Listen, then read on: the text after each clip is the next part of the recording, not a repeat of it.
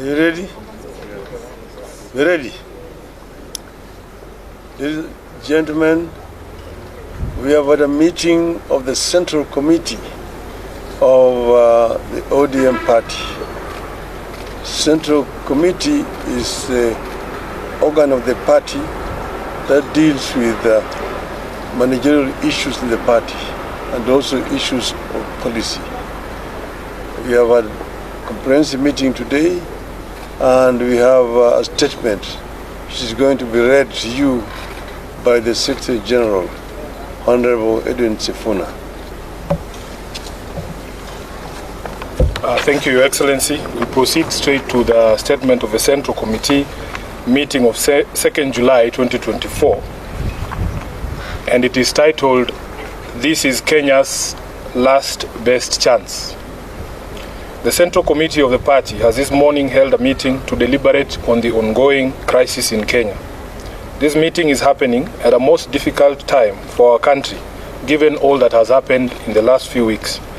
We are acutely aware that many families are still in mourning, having lost their loved ones, with civil society groups estimating that over 30 young Kenyans fell to the regime bullets in the course of the street protests. Many of these families are yet to bury these victims. On behalf of the entire ODM party, the Central Committee extends its deepest condolences to all those who have lost their loved ones and pray that God will comfort them in this time of tragedy. We also know that many were injured and some are still in hospital. We wish all of them quick recovery. We are in awe of the Kenyan youth who, through their unity of purpose, have stood with their fallen colleagues and raised vast sums of money in very short times to pay hospital bills for the injured. As a mass movement that has been on this journey of true liberation for a long time, we know how difficult it is to achieve some of the things that we have seen you do. You have absolutely earned our respect as a party, and we salute you. As believers in the right to peaceful protest as enshrined under Article 37, we condemn in the strongest terms possible the abuse of police power in the deployment of violent suppression techniques on innocent and armed protesters.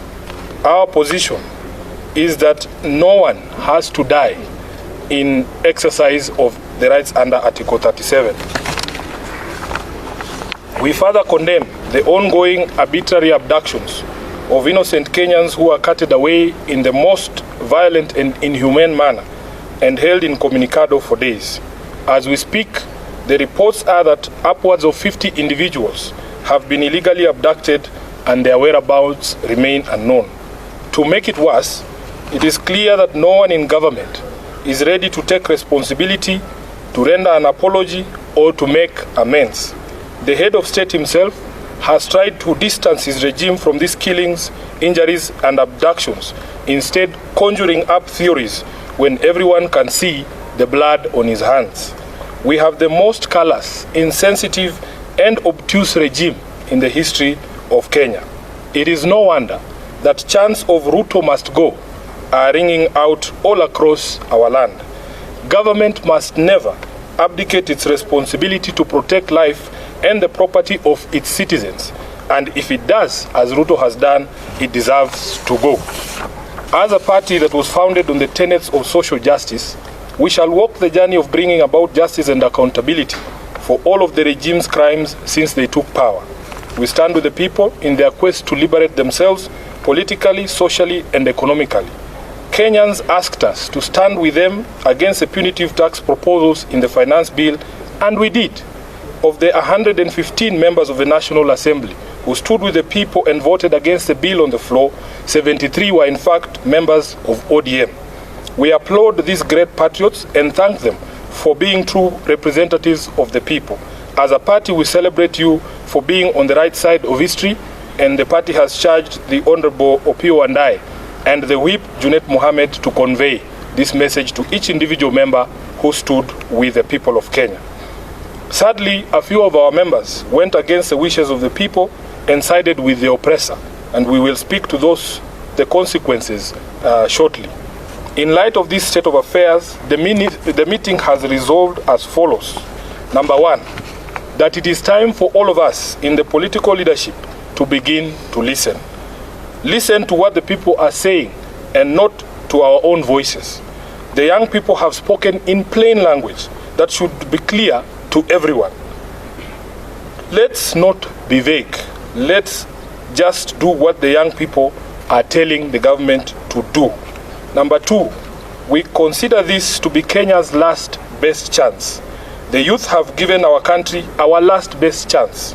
We either seize it and swim with it by implementing all their demands, or we ignore it and sink the country altogether.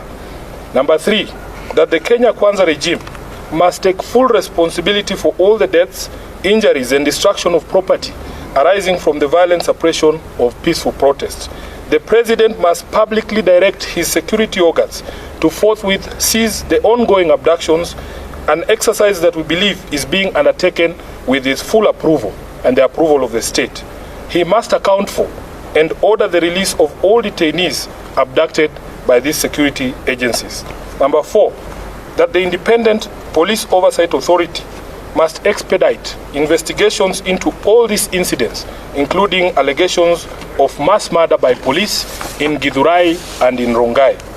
We were shocked to watch the president claim on live television that only one life was lost. It tells you how out of touch with reality he is. Number five, that in our view, what happened on the 25th of June 2024 amounted to a vote of no confidence in the RUTO regime. It is clear that this fact is totally lost on RUTO. It is reflected in his petulant proposals on how we manage our economy following the rejection of his tax bill. Instead of focusing on cutting wastage, opulence, and corruption in his regime, he is hitting back at the Kenyan people with threats to cut funding for the judiciary and the county governments. Six, that the ODM party will support credible austerity measures in the executive and in parliament. These two institutions have been expressly indicted by the people as citadels of largesse and wastage, with fresh memory of the invasion of parliament and standing threats for occupation of the executive seat of power.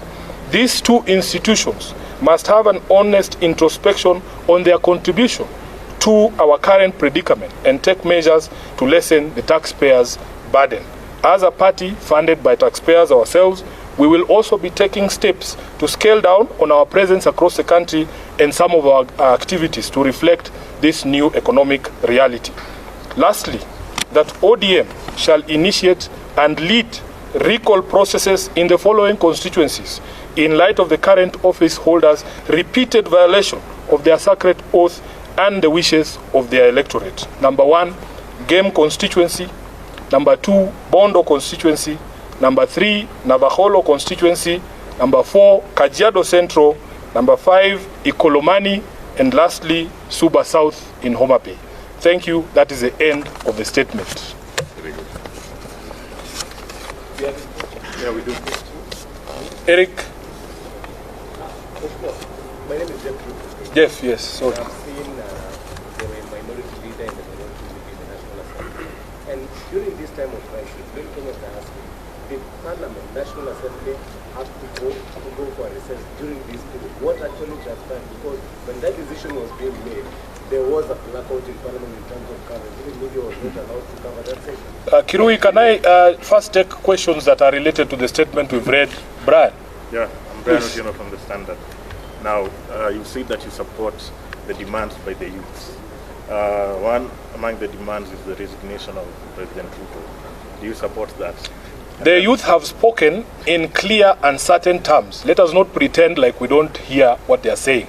You have heard it, we have heard it, RUTO has heard it. Yeah. Next question. Yeah, the second question was that the kind of environment that the president is enabling right now, the suppression through police, do you think it supports his calls for dialogue? No, because nobody believes what the president is saying. His actions and words are totally different. And what we have called for in our statement, first of all, is he must publicly speak to his police, publicly, and tell them that he knows what they are doing and Kenyans have asked that he stop. So if he doesn't stop that, really, there is really nothing to discuss. Many of the people he's looking for to have a discussion with are actually in custody. Let's look. You have listed some 5 constituencies that you are going to initiate the recall. 6. Yes. You know they are not the only ones who voted yes from the party. How did you arrive at the 5? And then secondly, yes, the criteria was very simple. In our statement, we have said repeat offenders. Those who voted against the wishes of the people in 2023 and again did it in 2024 because there are a few who met their Damascus moments this year. There are some who voted no. Yes, this is the criteria we have applied the look, and we want to be able to focus on these 6 as a lesson to all the others. Is there any other question? Thank you. Thank you. Thank you very much. Asanteni sana.